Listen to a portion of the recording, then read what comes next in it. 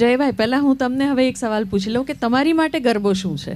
કારણ કે તમે ગરબાના ફિલ્ડમાં નથી, આ બંને માનુષીઓ તો ગરબાના અને નૃત્યના ફિલ્ડ સાથે સંકળાયેલા છે ને ઘણું બધું કામ એમણે કરેલું છે, પણ આપ ગરબાને કેવી રીતે જુઓ છો?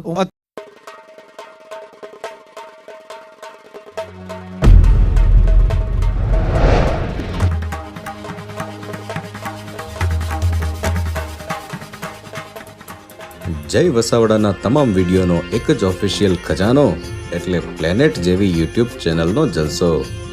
તો જલ્દી લાઈક કરો, સબસ્ક્રાઇબ કરો અને બેલ આઇકન પ્રેસ કરી ઓલ સિલેક્ટ કરો, જેથી તમે જોઈ શકો અમારા વિડીયો સૌથી પહેલા. અત્યારે જે થયું એવી જ રીતે પ્રફુલભાઈ આવવાના હતા અને પ્રફુલભાઈ ન આવી શક્યા એટલે હું આવી શક્યો. મારી ગરબામાં આ જ પોઝિશન હોય છે કે જ્યારે ગરબા લેતા હોય બધા ત્યારે તો એ તો સરસ જ લેતા હોય, એટલે મારો તો વારો આવે જ નહીં.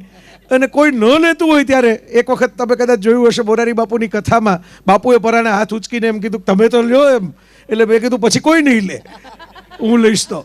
એટલે આ પોઝિશન હોય છે. પણ હું એટલું કહી શકું કે મને ગમે છે એટલી નવરાત્રિ અને ગરબાનું જે આખો એક ગુજરાતી તરીકે કોન્સેપ્ચ્યુલાઇઝેશન જ એટલું ગમે છે કે સૌથી વધારે કદાચ લેખ મેં લખ્યા હશે. હું 1996થી દરેક નવરાત્રિ ઉપર લેખ લખું છું અને રિપીટ નથી કરતો. જૂનો લેખ ફરીથી જે આપણી અમુક પૂર્તિઓની સિસ્ટમ હોય છે, 4 વર્ષ જૂની ફરીથી છાપી દો, એવું નથી કરતો. દરેક વખતે નવા વિષયો ગોતીને એમાં ક્યારેક મેં એના અલંકારો ઉપર લખ્યું છે.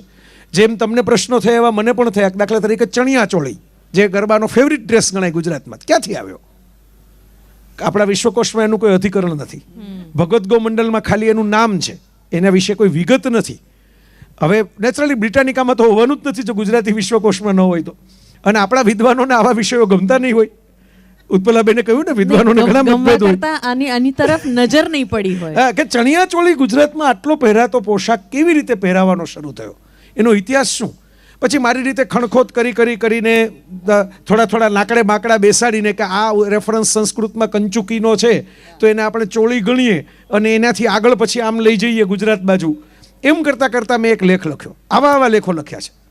હમણાં નથણી ઉપર હતો, છેલ્લી નવરાત્રિમાં મેં લેખ લખ્યો, કારણ કે હવે ગરબા ઉપર તો લખ્યું બહુ, એટલે ધીરે હું એનાથી આગળ વધું છું. ક્યારેક ચાંદલા ઉપર પણ આવશે, કારણ કે આ બધું મને ગમે છે આવી રીતે કરવું. એ મારું નાનું કોન્ટ્રીબ્યુશન છે, પ્રદાન છે, આટલું છે. એક પુસ્તક ગરબા ઉપર, શાસ્ત્રીય પુસ્તક, આપ જે બંને વાત કરતા હતા, આપ બંને તો વિદુષી છે, ગુજરાતનું ઘરેણું કહી શકાય એવા વ્યક્તિઓ છે આ બંને. અધિકારી વ્યક્તિઓ તો એ છે, હું નથી, હું તો ફીલર છું.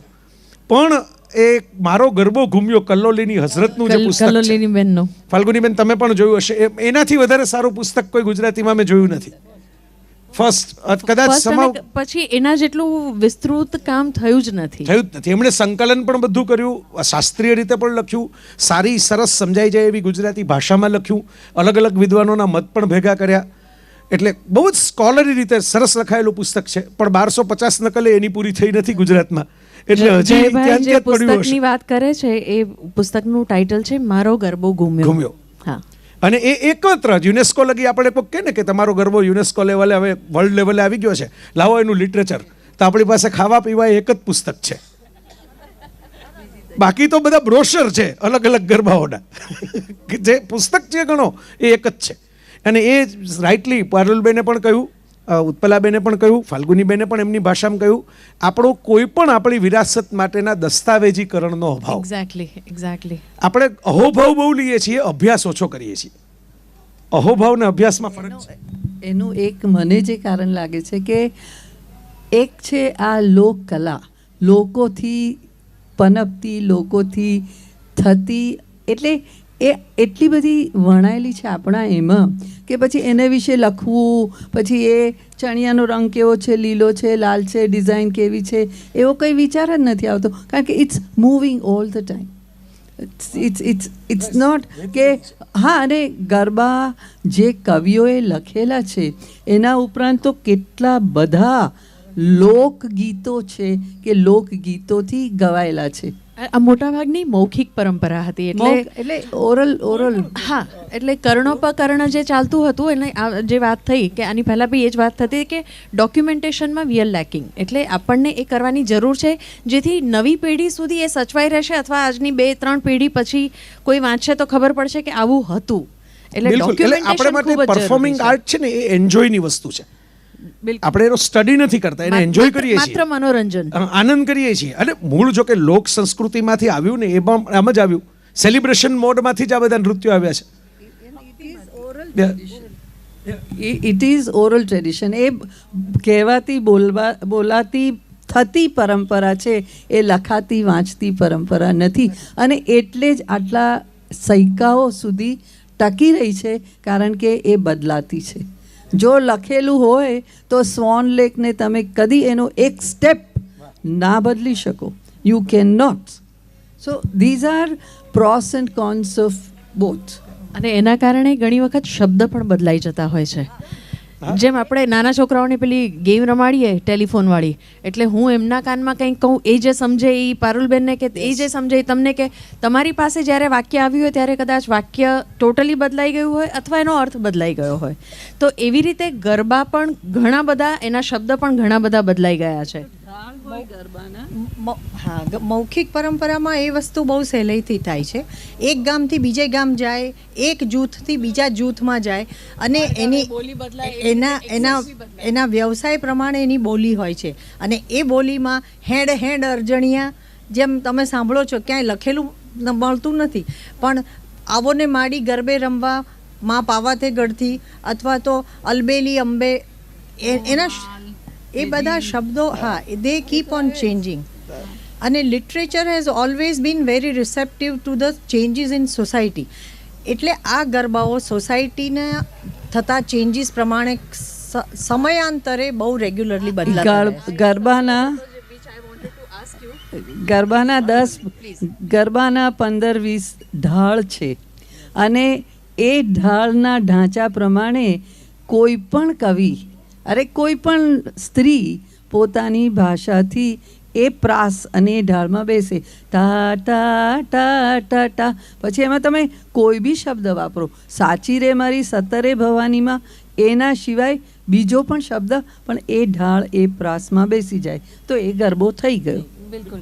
પણ હમણાં જે ઉત્પલાબેને વાત કરી, એ મારો સવાલ એ જ હતો કે કદાચ જ્યારે લખાવાનું શરૂ થયું, એ વલ્લભ મેવાડાના નામ પર એ છે કે લખાયેલું સાહિત્ય કદાચ એમનું પ્રથમ મળ્યું હતું, પણ આપે જેમ કહ્યું કે 15મી સદીનું મળેલું છે, પણ ગરબાનું વધારે સંવર્ધન વલ્લભ મેવાડાના નામ પર એક ક્રેડિટ ગયેલી છે. એટલે ભલે નરસિંહ મહેતા છે, પછી ભાણદાસ પણ છે, પછી દયારામને બધા જ આવ્યા, પણ વલ્લભ મેવાડા, કારણ કે વલ્લભ મેવાડાએ 5 વિસ્તૃત ગરબા લખ્યા હતા. અંબાજીના શણગારનો ગરબો, આનંદનો ગરબો જે આપણે કહીએ છીએ, જે ખૂબ જ પ્રખ્યાત છે, મહાકાળીનો ગરબો, ધનુષધારીનો ગરબો, ગાગરનો ગરબો, આ 5 ગરબા વલ્લભ મેવાડાએ લખ્યા હતા 18મી સદીમાં. પણ ફાલ્ગુનીબેન, આ બધા લખાયેલા છે, મંદિરમાં પ્રાર્થના તરીકે ગવાતા છે, પણ ચાચરના ચોકમાં ફરવાતા નથી. એટલે હજી પણ બેઠા ગરબા, પરફોર્મિંગ ટ્રેડિશન અને એની રિધમ્સ અને એના ઢાળ, એ આ જે ભક્તિની સાત્વિકતા હોય એમાં કદાચ થોડું જુદું પડે છે. બિલકુલ. પણ એમણે વલ્લભભાઈએ જે માતાજીની આરાધના માટે જેમ લખ્યા, એવી રીતે કૃષ્ણ ભક્તિના પણ ગીતો લખ્યા, ગરબા. કૃષ્ણ ભક્તિના બી રાધાનો ગરબો અને સત્યભામાનો ગરબો એવા એમણે લખ્યા છે. હા, આંખ મીચામણીનો ગરબો. અને એટ ધ સેમ ટાઈમ એમણે સામાજિક ગરબાઓ પણ લખ્યા છે. તો એ સવાલ પણ મને હતો કે એ ગરબાની આ જે જર્ની છે કે આધ્યાત્મથી શરૂ થયું, જે ધાર્મિક આસ્થા, પૂજા અર્ચના માટે કે આરાધના માટે ગરબા લખાતા હતા, પછી ધીરે ધીરે તમે જેમ કીધું એમ સમાજમાં જે બદલાવ આવે છે એ સમાજને રિફ્લેક્ટ કરે એવા ગરબા પણ હતા. તો આપ એના વિશે કંઈ કહી શકો? જેમ કે માતાની ભક્તિનો ગરબો પહેલાં હતો, એ ઘરના ચોકઠામાં થતો હતો, ત્યાંથી ફળિયામાં થવા માંડ્યો. ફળિયામાં બધી બહેનો ભેગી થઈને કરતી હતી, ત્યારે એનું થોડું સ્વરૂપ બદલાયું. એવું જ લિટરેચરમાં થયું છે. 15મી સદીમાં નરસિંહ કૃષ્ણના ગરબા લખે છે, હમચી ખૂંદે હરિને સાથ, હરિની વાત કરે, હરિ એટલે કૃષ્ણ. તો એ નરસિંહના પછી દયારામ આવે છે, ત્યારે ગરબે રમવાને ગોરી નિસર્યા રે લોલ, રાધિકા રંગીલી, અભિરામ, એટલે એ બધા કવિઓ પોતે સંગીતકાર હતા. દે ન્યૂ છંદ, દે new music, he himself could sing. અને એટલે એ ગરબા આપણને યાદ નથી રહ્યા, આપણને નથી ગાતા આવડતું, નથી છંદ, એટલે માત્રા મેળ ને અક્ષર મેળ છંદ વિશે આપણામાંથી કેટલા જાણે છે. સ્કૂલમાં ભણ્યા પછી ભૂલી ગયા. અને એટલે એ ગરબા ભૂલાઈ ગયા. જ્યારે પ્રિન્ટિંગ આવ્યું, જ્યારે education, formal education in schools આવ્યું, and when we started learning, ત્યારે જે ગરબા આવ્યા એણે એ સમાજની વાત કરી. એમાં રેલવેનો ગરબો છે, આગગાડી એટલે આગગાડીનો ગરબો છે, હા રેલવેનો બહુ સરસ છે. એટલે વડોદરા શહેર રળી યામણું જીરે, જય જય લાલ દરવાજે તંબુ તોણિયા રે. દરેક શેર આપણે પેલું સુરત, કચ્છમાં અંજાર મોટા શેર છે ઓ જીરે. એટલે આધુનિકમાં જુનાગઢ બી આવી જાય છે, સાહેબો મારો. એટલે આ રીતે ગરબાના વિષયો માટે તો કોઈ અંત જ નથી. એમાં એકે એક નાનાથી નાની લાગણીઓ પણ સ્ત્રી પુરુષ ભાઈ બહેન સાસુજી ઘડુલો ફૂટ્યો વહુ રે કેમ કરતા ફૂટ્યો તે એને બે ચાર ગાળો આપવા માટે પણ આ દરેક સમાજની એટલે ચેન્જિંગ પેટર્ન્સ ઓફ લાઈફ એ બધી આમાં રિફ્લેક્ટ થાય. પણ જેમ આગલા સેશનમાં એક પ્રસૂનભાઈએ વાત કરી કે ભાષા એ તમારામાં વણાયેલી છે, વણાયેલી હોય એની સમજણ હોય તો જ તમે એમાં એકરૂપ થઈ શકો. અને તો ગરબો, કારણ કે ગરબો વચ્ચે માણસો બેસીને ગાય અને તમે ગોળ ગોળ ગોળ ગોળ ફર્યા કરો, દેટ્સ નોટ ગરબો. ગરબો ગાઓ, એને સમજો અને પછી ફરો, ત્યારે ગરબો થાય છે. So it's just not that you can only and only like a jam session go on the rhythm and move. No. અને ગરબો અત્યારે ગરબો મૌખિક પરંપરા થયો, એમાં 600 વર્ષનો જે ઇતિહાસ છે એમાં સમય સમયે બદલાતો રહેલો ફ્લેક્સિબલ ડાયનેમિક ગરબો એનું બહુ મોટું પ્રદાન છે. અને that is what we need to accept it and we need to understand and feel good about it. અમે પરંપરાગત છીએ, અમને એટલે હું મારી વાત કરું છું, હું એટલે મને પેલા ડિસ્કો પર ગરબો થતો હોય કે મને જરા ખૂંચે જ્યારે, પણ એ જોવાની વસ્તુ એ છે કે ગરબો છે, ગરબા તરીકે આજે પણ જીવતો રહ્યો છે. ગાઈને થતો ગરબો તો ભૂલાઈ ગયો છે, સાડી પહેરીને થતો ગરબો કે બધાને ગીતના શબ્દો ખબર હોય એ વાત જ જાણે ભૂલાઈ ગઈ છે. કદાચ અમારા જેવા ટ્રેડિશનલિસ્ટ માણસોને થોડોક એની સાથે પ્રોબ્લેમ હોઈ શકે, પણ હું આજે એ વસ્તુ સ્વીકારું છું કે ICH તરીકે એ રહ્યો છે. એનું એક કારણ બદલાતો, પલટાતો અને છતાં જીવતો. આમાં એક હું વાત પણ ઉભરું, મેં આ લખેલું પણ છે ભૂતકાળમાં કે આપણે પ્રાચીન અર્વાચીન એવા ભેદ પાડીએ છીએ, પણ લોક સંસ્કૃતિમાં કશું ક્લાસિકલ ન હોય. શાસ્ત્રીય તો જેનું ડોક્યુમેન્ટેશન હોય, જેની પ્રથા નક્કી કરેલી હોય, જેના ધોરણો સ્વીકારાયેલા હોય અને એ પ્રમાણે એની તાલીમ અપાતી, એમાં તમે એમ કહો કે આ બરાબર નથી કારણ કે આ બિનશાસ્ત્રીય છે, આ અયોગ્ય છે. આ એના ડોક્યુમેન્ટેશનમાં જેમ મેઘાણી ઝવેરચંદે કરેલું છે તો સૌરાષ્ટ્રના લોકગીતો એ રીતે તમે દરેક કમ્યુનિટી ખારવાના દરેક કમ્યુનિટીના દરેક લોકોના લોકગીતો એમની પાડવાની તાળી, એમની ઉઠવા બેસવાની રીત પર આ ઠેકા શરીરના રહેલા છે. આ બધું થઈ શકે, પણ આને આમ જ થાય, ચપટીને તાળી સિવાય કંઈ ના થાય.